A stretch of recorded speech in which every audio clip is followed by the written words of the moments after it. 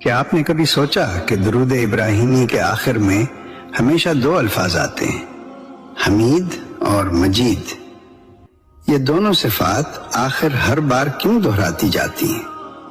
ان میں ایسا کیا راز ہے کہ نبی صلی اللہ علیہ وسلم نے خود یہی الفاظ سکھائے؟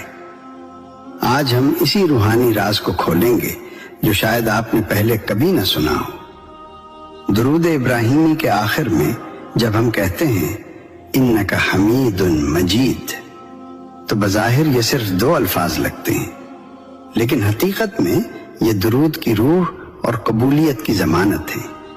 ایک، اللہ کی صفت حمید، شکر اور تعریف کا مرکز۔ حمید کا مطلب ہے وہ ذات جو اپنی تعریف آپ ہے، جس کی ہر نعمت کا شکر ممکن ہی نہیں، جو ہر حال میں تعریف کے لائق ہے۔ درود پڑھتے ہوئے جب ہم حمید کہتے ہیں تو ہم اعلان کرتے ہیں کہ یا اللہ، ہم جس رسول پر درود بھیج رہے ہیں اس کا مقام بھی تیری ہی عطا کردہ عزت ہے، یعنی درود میں تعریف خدا چھپی ہوئی ہے۔ دو، اللہ کی صفت مجید، عظمت اور شان کی بلندی۔ مجید کا مطلب ہے وہ جو بڑائی والا ہے، جس کی شان بے حد ہے، جو عزت بھی دے اور اسے بلند بھی کر دے۔ درود کے اس حصے میں ہم اللہ کی عظمت کا اعتراف کرتے ہیں کہ یا رب، ہم جس نبی پر رحمت مانگ رہے ہیں ان کی عزت بھی تیری شان کے مطابق ہی ہو، یعنی یہ صفت نبی صلی اللہ علیہ وسلم کی عظمت کی بلندی کی دعا ہے۔ تین، یہی دو صفات کیوں؟ درود ابراہیمی میں نہ رحیم آیا، نہ کریم، نہ کوئی اور صفت، صرف یہ دو، حمید اور مجید۔ کیوں؟ کیونکہ حمید تعریف کو سمیٹ لیتا ہے اور مجید عظمت کو سمیٹ لیتا ہے۔